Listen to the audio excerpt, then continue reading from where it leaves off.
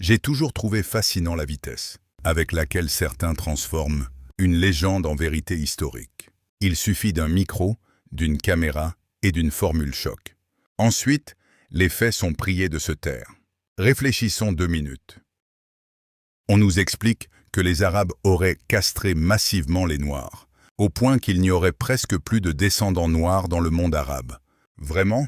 Alors qui sont les millions de Noirs qui vivent depuis des siècles au Soudan, en Mauritanie, au Yémen, en Arabie Saoudite, à Oman, en Irak, au Qatar ou dans les pays du Golfe? Des fantômes? Une illusion d'optique? Ou tout simplement la preuve que ce récit ne tient pas debout? Oui, la traite orientale a existé. Oui, des crimes ont été commis. Mais l'histoire ne s'arrête pas là. Dans plusieurs États musulmans, des esclaves pouvaient être affranchis, devenir généraux, gouverneurs, et certains ont même gouverné. Les Mamelouks ont régné sur l'Égypte pendant des siècles, et Malik Ambar, ancien esclave africain, est devenu le dirigeant de fait d'un sultanat en Inde.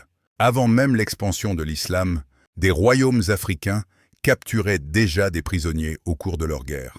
Comme partout dans le monde à cette époque, les conflits entre peuples s'accompagnaient souvent de captivité et de mise en servitude. Les grandes traites ont ensuite transformé ces réalités en un immense commerce humain.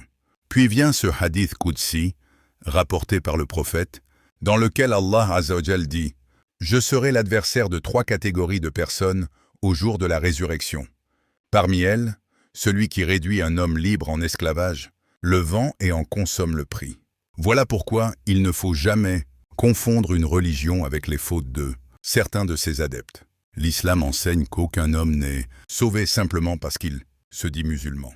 Chacun répondra de ses actes devant Allah Azza wa Jal.